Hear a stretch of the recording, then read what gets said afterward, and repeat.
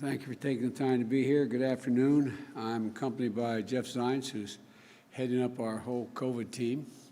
And today what I'd like to do is to update you on where we are. Tomorrow, we're going to begin the briefings that are going to occur on a regular basis with Mr. Zients and his team. So we're bringing back the pros to talk about COVID in an unvarnished way. Any questions you have, that's how we'll handle them, because we're letting science speak again. And so I'd like to update you on the aggressive steps we're taking to meet our goal of administering 100 million COVID-19 vaccine shots within 100 days, and to ramp up the vaccine supply as fast as we can.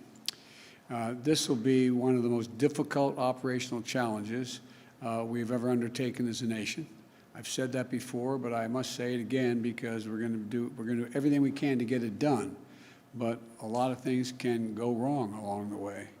And so, as I've said in the past, we want to give credit to everyone involved in this vaccine effort, and the prior administration and the science community and the medical sphere for getting the program. I didn't do it, I promise. For getting the program off the ground. And that credit is absolutely due. But it's also no secret that we have recently discovered in the final days of the transition, and it wasn't until the final days we got the kind of cooperation we needed, that once we arrived, the vaccine program is in worse shape than we anticipated or expected. A lot of you follow this, and nobody is, I mean this sincerely, the press is the smartest group of people in town. You hone this stuff down clearly. I think you found the same thing. Even before I took office, I announced a new vaccination strategy, which centers on federal leadership and execution for our whole country. And that's why I directed my COVID team to go to work immediately on how we could step up the vaccination effort and the vaccinations. I'm pleased to announce the first progress in that work today on day 7 of my presidency. First, after review of the current vaccine supply and manufacturing plans, I can announce that we will increase overall weekly vaccination distributions to states, tribes, and territories from 8.6 million doses to a minimum of 10 million doses. Starting next week, that's an increase of 1.4 million doses per week. And you all know, if I may note parenthetically, you all know that the vaccines are distributed to states based on population. They're based on population. And so the smaller the state, the less vaccine, the bigger the state, the more they get.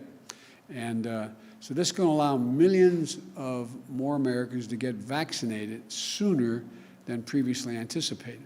We got a long way to go, though. The second thing, we're increasing the transparency with states, cities, and tribes and local partners when it comes to the vaccine supply. This is something we've heard over and over again from both Democrats and Republicans, state and local leaders, that they need a plan in order to they need to know what they have to plan on. They need to know what the order is going to be. Jeff had a meeting with the governors on Zoom and others, and I think we're getting this coordinated in a way that there's increased cooperation and confidence. But until now, we've had to guess how much vaccine to expect for the next week, and that's what the governors had to do. How much am I getting next week? This is unacceptable. The lives are at stake here.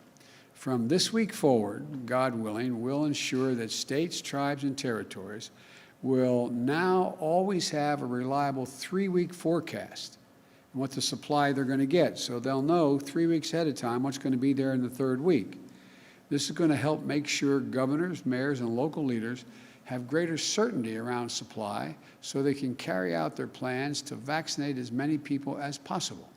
So we will both increase the supply in the short term by more than 15% and give our states and local partners more certainty about when the deliveries will arrive.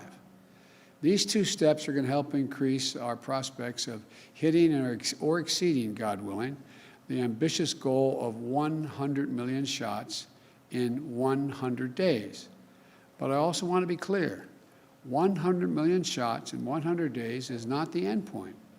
It's just the start. We're not stopping there. The end goal is to beat COVID-19.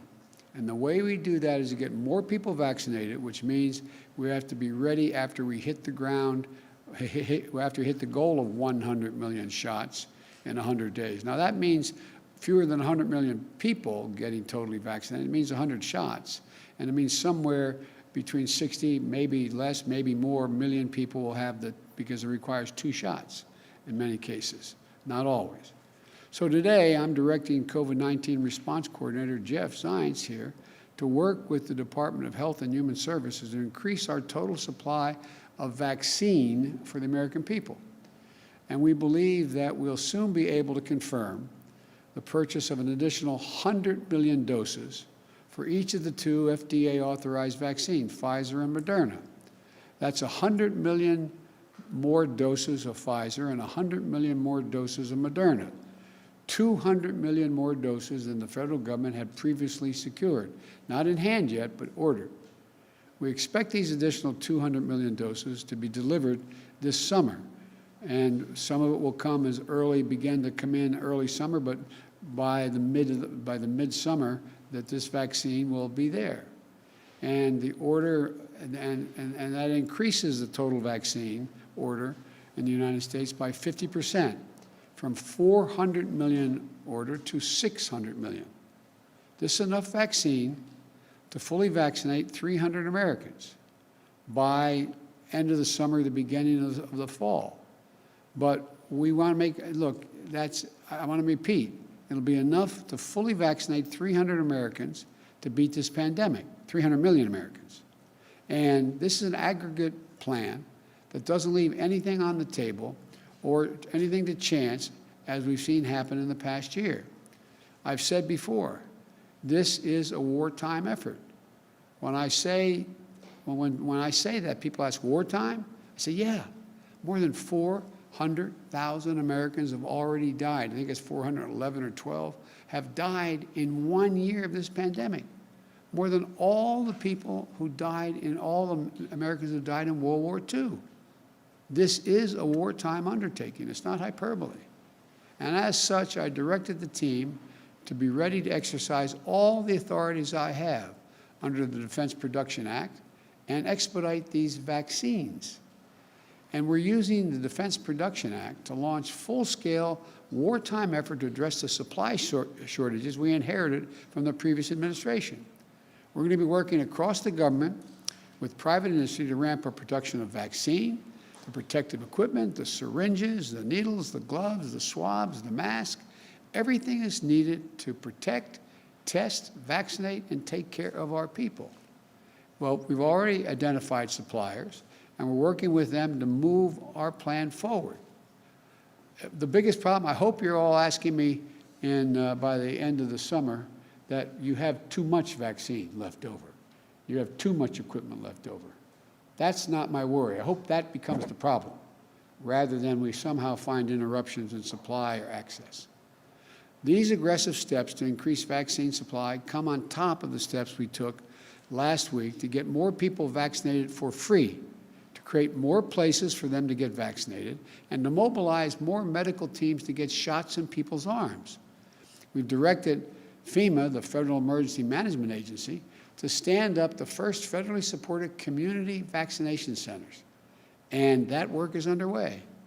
We're working to make vaccines available to thousands of local pharmacies beginning in early February. It's a couple weeks off. And that will enormously expand our reach. Last week, I also signed a declaration to immediately begin reimbursing states 100% for the uses of their National Guard to help the COVID relief effort, both getting people, getting the sites set up and even using some of their personnel to administer some of the vaccines. And I think it's something Democrats, Republicans, governors alike have called for. We're also expanding testing, which will help schools and businesses reopen safely and protect the most vulnerable. And we formalized the Health Equity Task Force to ensure that equity is at the core of everything we do in urban and rural communities alike, to make sure those people most significantly damaged have access. We have to change. We have to move in a direction for those communities that are hard to get to. But the brutal truth is, it's going to take months before we can get the majority of Americans vaccinated. Months. In the next few months, masks, not vaccines, are the best defense against COVID-19. Experts say that wearing masks from now on just until April would save 50,000 lives who otherwise will pass away if we don't wear these masks. That's why I'm asking the American people to mask up for the first 100 days. I've issued executive orders requiring masks on federal property and interstate travel, trains and planes and buses. One congressman pointed out he used a very, colorful term to say, wearing a mask, I tell him to kiss my ear, and I'm not going to wear a mask. Well, guess what? Not very American. The fact is, you want to be patriotic, you're going to protect people. And new COVID-19 variants we are instituting new measures to deal with these individuals flying into the United States from other countries. You've all if you can hold a second, you've all heard about the strain, the British strain, the Brazilian strain, the South African strain, and they seem to be more transmittable more easily. So in addition to wearing masks, everyone flying to the United States from another country, we need to test before they get on the plane and self-quarantine when they arrive in America. I'm going to close with this. We now have a national strategy to beat COVID-19. It's comprehensive. It's based on science, not politics. It's based on truth, not denial. And it is detailed.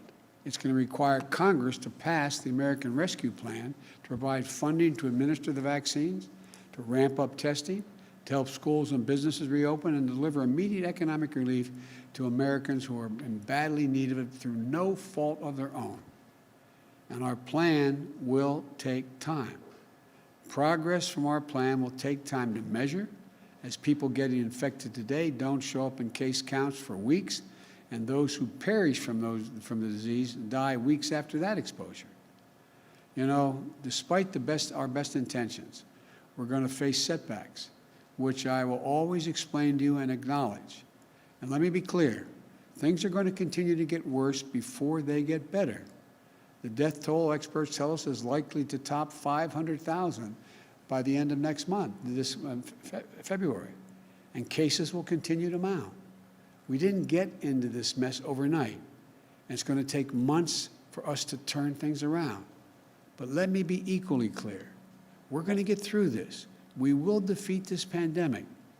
And to a nation waiting for action, let me be clearest on this point. Help is on the way. We can do this if we come together, if we listen to the scientists. And as I said, tomorrow I say to the press, the entire team will be back in the business of my COVID team of answering all your detailed questions. So thank you very much for your patience. Keep the faith. We're going to get this done. And I'll always level with you about the state of affairs. Thank you. Mr. President, did you promise to punish Putin?